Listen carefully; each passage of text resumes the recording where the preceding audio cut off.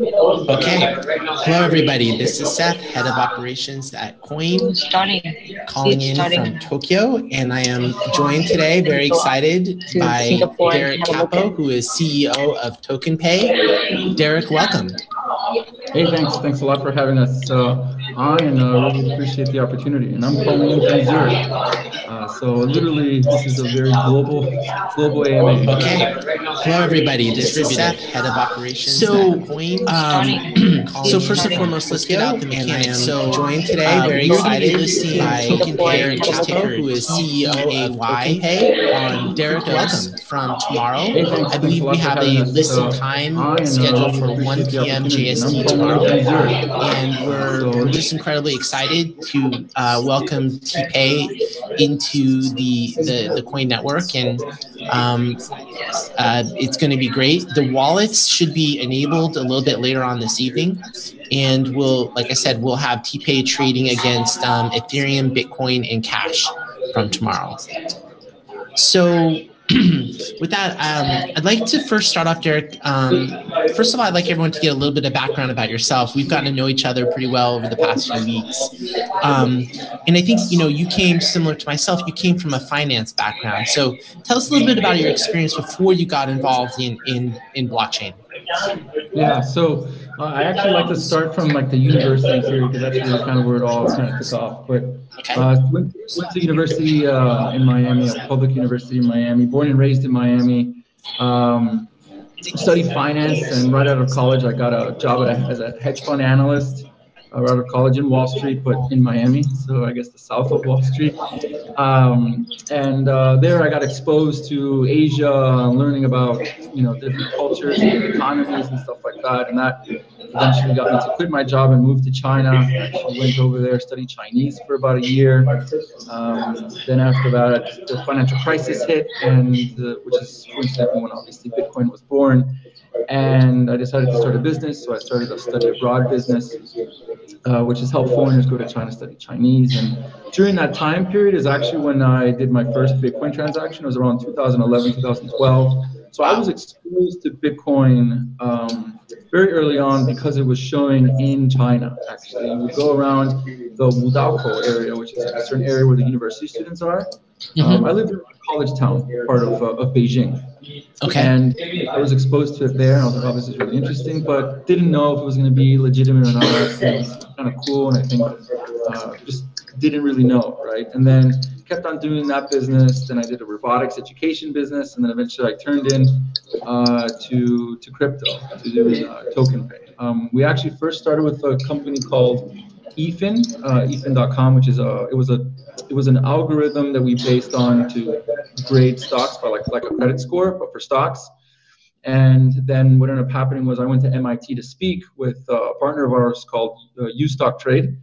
And while I was at the MIT conference, everybody was talking about blockchain, and I was talking to a bunch of MBA students about it, and they're saying, yeah, that's like the hot thing, and it's definitely real. And started talking to a few professors, and I was like, okay, this is something that looks really interesting. But I was still not comfortable yet to kind of do the, the full go all in, right? And then after that, I just spent hundreds of hours watching YouTube videos, reading white papers, understanding all of this stuff. That's my analytical approach. I mean, I go in like a stock, I read an annual report, I go through the whole thing, I proxy statements, you name it. And then I did the same thing with this. And then my partner kept on pressuring me, hey, we should do this, we should do this. And I said, okay, fine, let's go all in. And then we did. And then we basically decided, let's go for TokenPay. He had a domain name. That's an interesting story in itself. I know I'm going on about all this origin stuff, but I think it's important that people understand how this all kind of came together. Sure. Nothing is ever linear in life. It's like this and circles sometimes. And my partner had was part owner of called TokenPay many years ago, and it was to have an anonymous debit card system, not crypto related at all. It was just an anonymous debit card system. They invested millions into it, and then they had problems with banks. Banks didn't want to do it. It always became a problem, and eventually they shut down. And my partner basically was able to have the domain name, and he had it for years. And then once we decided let's do something together, he went through his portfolio of domains, and he said, yeah, I've got this one. And I'm like, this is awesome. So then that's how we kind of put it all together. And it was just kind of getting kids to really understand, coding at a young level. And I'm thinking, man, if coding is the future and digital money is the future, then eventually something's got to give, right? And these jobs that are being transitioned out of manufacturing and specific service jobs are going to be pushed out for technology. And then throughout that time, I started really doing a lot more research. It took me a while to really kind of get in. And then I think sometime around probably the next year, around March or April of 2017, I just said, all right, I'm going all in. And we started doing a bunch of stuff. We started doing a lot more research, talking to a bunch of developers, getting inside the communities on Bitcoin Talk, trying to engage with as many people as possible. It was still difficult because you had two worlds colliding. You had the old school developers that were doing it since like the early, the beginning, right? They call them the OG, right? And then you had all these new people that were coming in who were very attracted to all the new possibilities. A lot of entrepreneurs, some righteous, some not. And so the developers were very like, hey, this is our territory kind of thing. And I'm like, listen, it's not that I want to invade it. I just think that there's an opportunity, and we can definitely do stuff together and stuff. So, but yeah, and then we just got worse and worse. And in other words, I just got more into it, doing 16, 17 hours a day, weekends, just kind of absorbing as much as I could. So tell me about TokenPay. It's a fork of Bitcoin, right? Yeah, so how did you decide on this protocol, and what are the advantages of this protocol versus other protocols out there?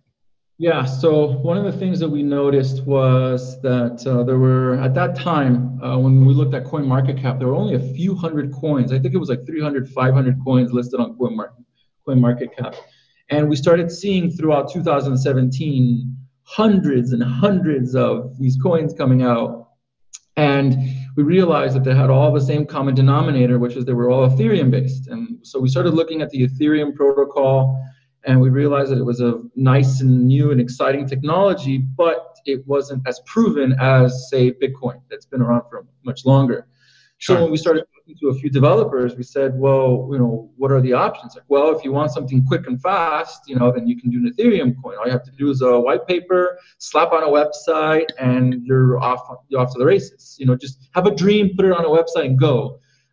Which seemed very similar to the 1990s. Let's attract as many eyeballs as possible, right? With no revenues, no profits or anything, right?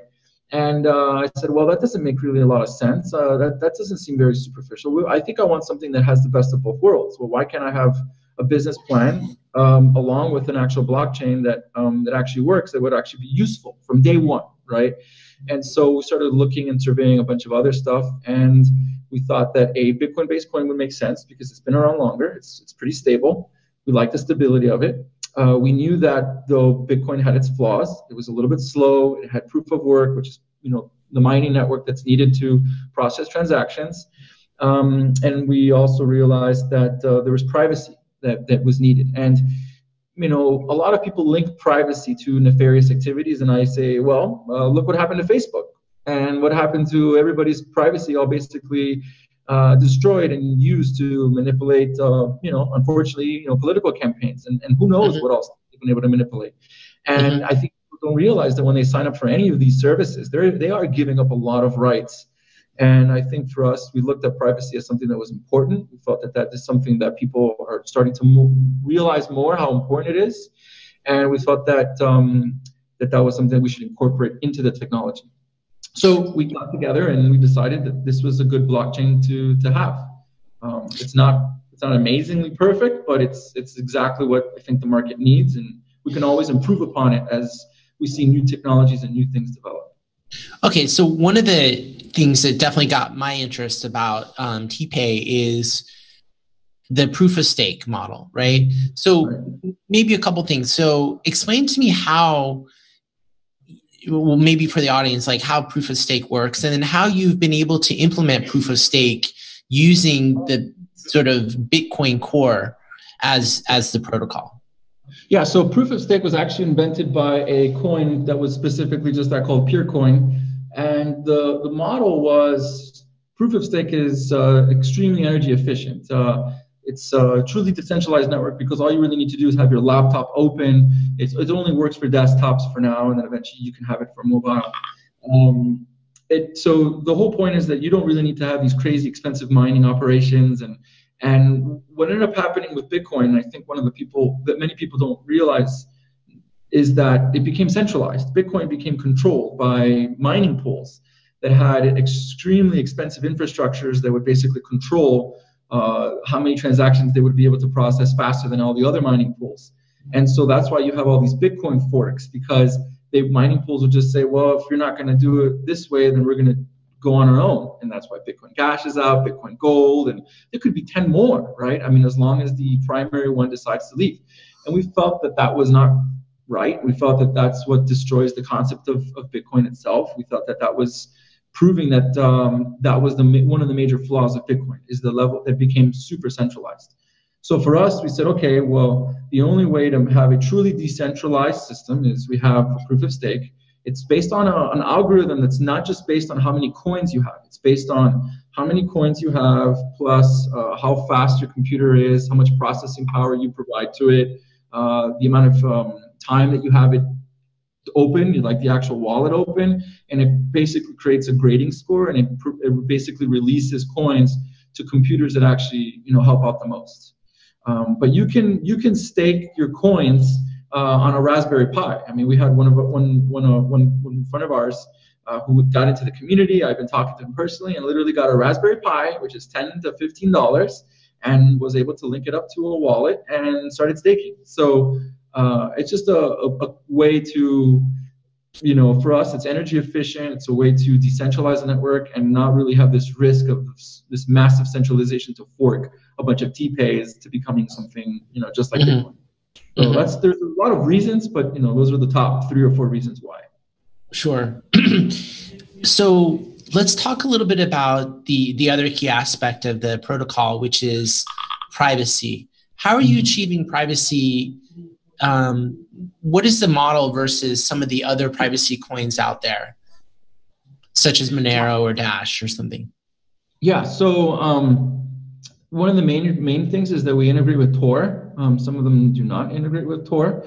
The ring signatures and the dual key stealth address is something that we all have, and I think that's because it's the main key component. We have also zero knowledge proof. One of them has it, and one of them doesn't. I'm trying to remember exactly which one. One of the things that we do have that they don't have is encrypted chat. So we have, that's based off the ECC algorithm. So in our wallet, if you have an address and I have an address, we can actually chat, and that's all encrypted. And all within the wallet. So like if you're making a transaction, you can communicate, okay, we're doing this, we're doing that, and you can just use that. People use Telegram, and I always I'm wary about that because, all these social media platforms, you're always exposed to something, right? But with us, it's basically in your software, in your computer, and you're really just encrypting using the blockchain technology, actually being able to encrypt that. So that's something that they don't have. But we figured that people want to be able to talk when they're making transactions, so why not? I see. But the general traceability and immutability, is there any differences in terms of you can see the history of transactions on a specific wallet address? Yeah, well, for us, for our Explorer, we only limited to, I think, a few hundred transactions that you can see on our Explorer. Like, you can't physically go more and see the beginning, but you can see all the wallets. So we have two things you can do. You have public addresses, and you have stealth addresses or stealth transactions. So the way it works is if you want to have a transaction, let's say you're buying something at a retail store and you're using Bitcoin or TPAY or TokenPay, you're able to prove that wallet is yours because you have the transaction ID, you have all that stuff, and it's just very normal like Bitcoin, right? But let's say you want to send somebody, $50 or 50 TPAY, and you want to send it in a way that it's anonymous, where they receive it, they know that they got it from you, but nobody else knows that you sent it to them, right? I see.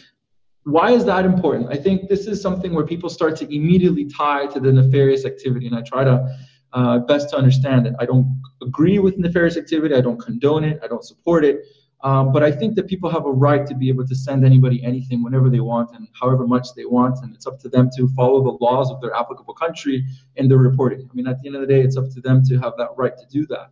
I look at it like you go into a house and you have your house painted and you pay the painter $500, and then the painter gets that $500 and gets a babysitter, and the babysitter goes and spends it on many things, and that cash flow cycle continues for who knows how long, right? And we feel that as things become more and more digital, that right of having the ability to send something like that, like cash itself, anonymously, is gone. It's being eliminated. And we feel that with crypto, that is just another opportunity. So we see it that way. I would never do anything nefarious with that. But I think that's one of the features that I think a lot of people like. Sure. Okay. So tell me about what are some of the first, so like any project, reading through your white paper and your roadmap, there's all sorts of things on your roadmap and use cases. What do you think are the first sort of big use cases and utilities for the TPAY token that we'll see in, say, Q2 or Q3 of this year?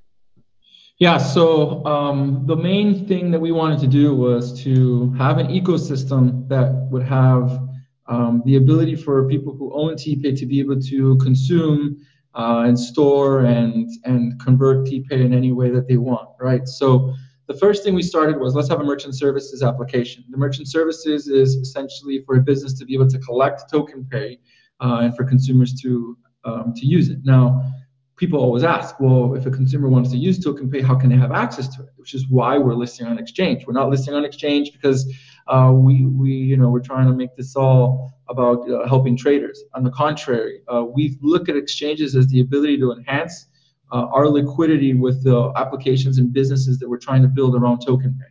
And it's all about accessibility. If you have accessibility, then you're able to accomplish these goals, right? So the first one is services. The first one is merchant services. We feel that if you're a merchant services, you still need to connect the old world to the new world. So if you're collecting TPAY, maybe you have vendors that still need to be paying fiat. That's okay. We understand that. But we believe that over time, potentially less and less vendors and customers, whatever, may not want to use fiat for whatever reason. And so we're buying this bank and integrating the bank so there's like this connection between the old world and the new world, right? The debit card system is just another way of being able to spend some of the crypto that you have into actual real world applications. But we've actually started to go even deeper into that. So we decided to go into building and buying other small little businesses that we're actually going to be able to build and actually go into that. So we've mentioned, some people have mentioned already. So we like the gambling sector. We think that's very opportunistic for us. In fact, we have a lot of connections in that industry only because they really like the privacy features of that. We look at let's see, we're looking at trying to remember. We're looking at escrow. So we bought tokenescrow.com, which is basically, we see that more and more transactions are going to be done with escrow. So for example, in Miami, there were, I think, 80 something Bitcoin deals that were done in the fourth quarter of 2017. The biggest problem with all of these transactions is that Bitcoin price keeps going up and down. So with escrow, what you can do is you can send somebody Bitcoin. Then what you can do is do a conversion of that Bitcoin to dollar via a thing called a CFD, contract for difference, which is, I know, a very technical term. And then you can convert it to dollar, and then that way you have it locked in at that rate. And then when the transaction officially gets done, you can actually unwind it back to Bitcoin, and then the owner or the seller of the house receive the dollar value that they wanted to receive on the actual transaction. So we see escrow as an opportunity. We see merchant services. We see the banking to basically help both of those businesses. And then the other businesses are just use cases to be able to use and consume TokenPay. So it's all about an ecosystem. We don't want to be the Samsung or the Motorola making the parts. We want to be the Apple, where we're building the platform and the apps and invite other people to start putting in other businesses that are willing to use our service or use our technology. Absolutely. So, I mean, that's a key part of your journey. And I think something that is a mission for us as well at Quoine, which I think there's a good match here, which is your mission, as is ours, is to bring mainstream or bring crypto to the mainstream, right? And I think that's what we're trying to accomplish as well.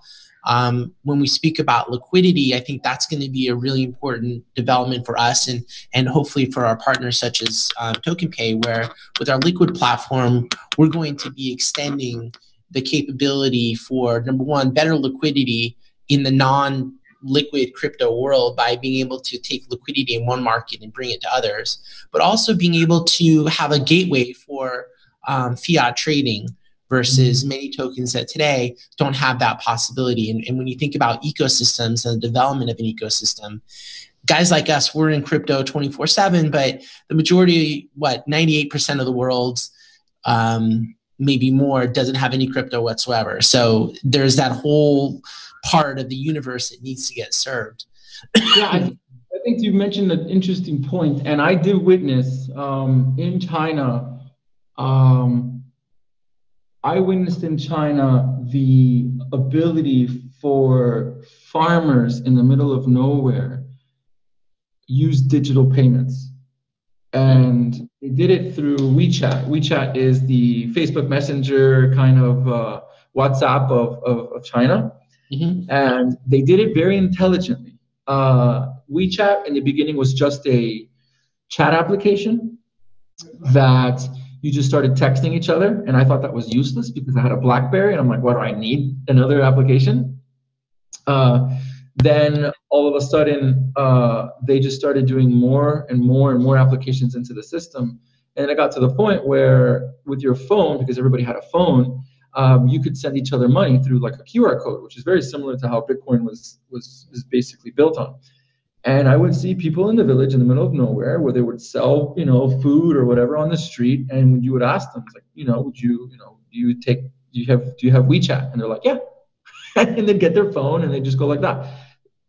For sure, 2 years ago, there's no way that they had any banking, that they even knew how to open up a bank account, because some of them were uneducated to know. They didn't have documentation. I mean, who knows what they had? And they just had a phone. They just registered a SIM card and they started collecting money digitally, right? So I saw it firsthand in my life that happened. And Africa, I mean, I met people in China that were from Africa. And because China started going into Africa, building infrastructure for Africa, the Africans started to get exposed to digital payments. So that virality was amazing.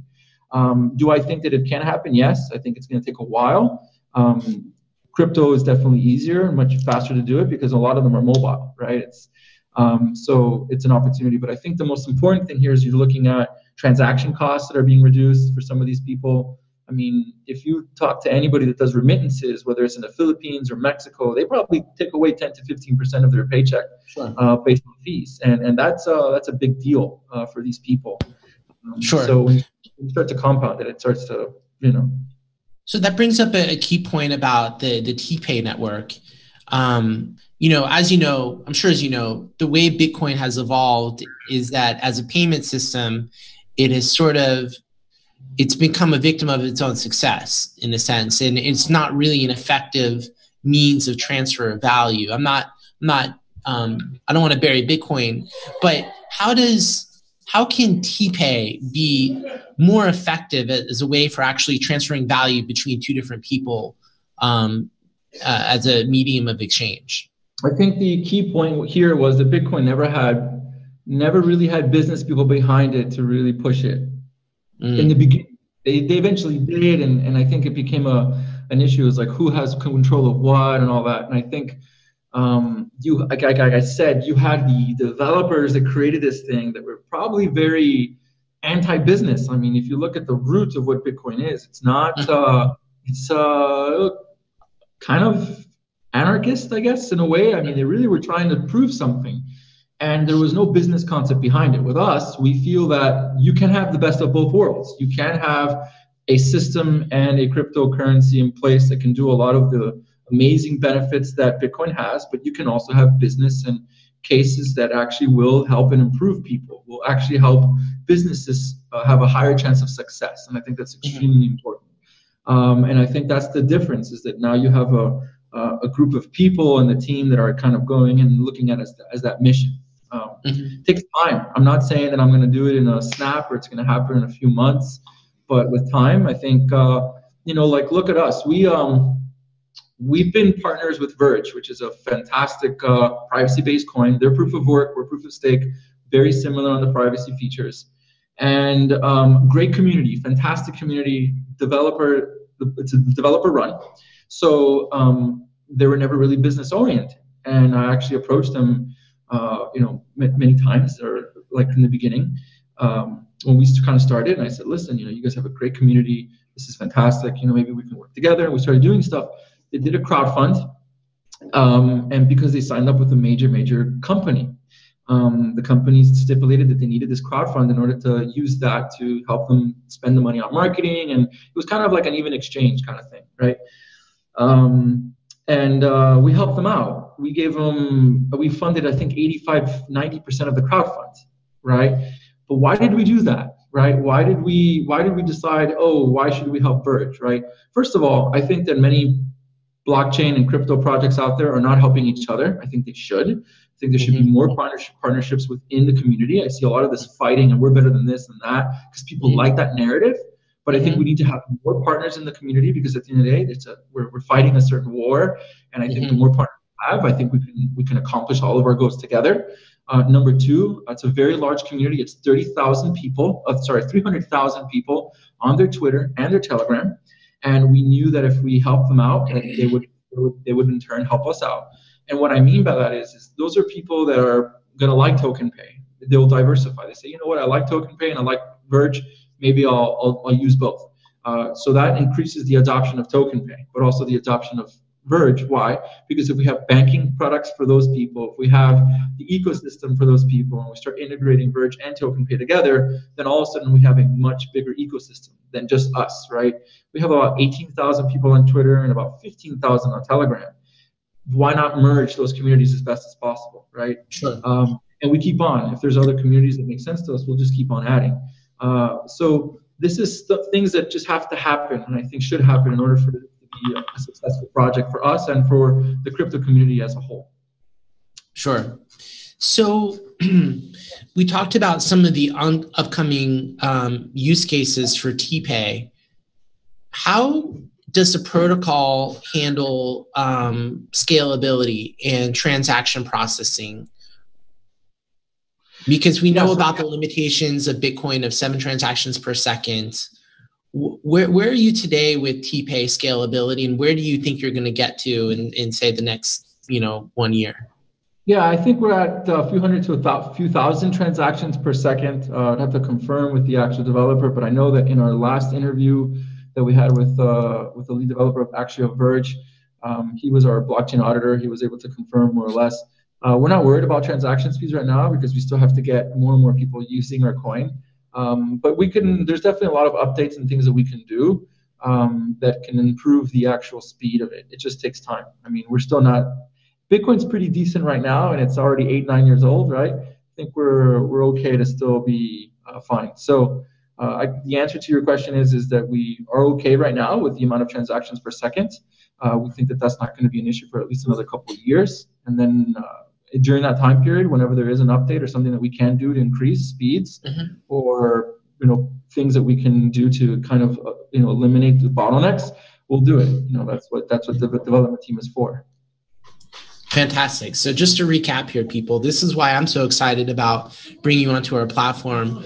We have solved, we're moving away from proof of work, which is, I find to be incredibly wasteful and non-productive way to use energy and computing resources. So we've moved to proof of stake in a functioning protocol. You solve for limitations that we see in blockchains with transactions, and you've achieved a lot of privacy gains. That's something that's really important for everyone, not only in terms of the transactions, but also actually as a means of communication, which I didn't know about. So I see a lot of really amazing features here. Let me take it in a slightly different direction. Talking with you the past couple of weeks, one of your plans is actually get into the banking world. Why banking, and why now? Yeah, I think when I mentioned it before, what I said was banking for us is really kind of connecting the old world to the new world. In theory, the whole point of crypto is that you don't need a bank, right? That you are your own bank, that you store your own coins and your wealth and your value and and stuff like that. However, if you want to have adoption, massive adoption, you're going to need facilitation to be able to have that, to make it happen. So what is that? We see the facilitators as an application that basically makes it easy for businesses or consumers to spend or use the actual Quoine, which would be TokenPay. That's merchant services. You need exchanges to provide the liquidity so that consumers have the access to it very easily. And then the third thing is you have banking, which is the ability for people to still convert these digital assets or currencies into fiat to pay regular bills, to pay for other things that are still have not progressed or gotten to this whole new world that we're moving into. So in theory, you don't really need a bank, but we feel that in order to escalate the adoption, to escalate the ability for us to succeed long term, this was the right approach. Well, you can counter to that question, I think you may have mentioned that privately before, is why not just partner with a few banks or one bank?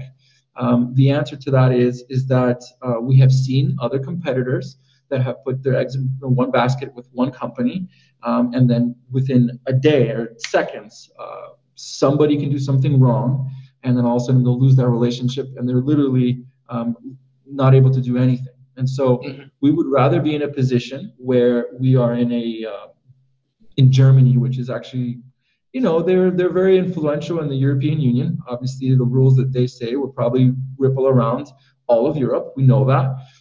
So if we're in a country like Germany and we're close to the government and understanding what's going on and the regulations, then we'll be able to adapt and comply to whatever it is that makes sense, right?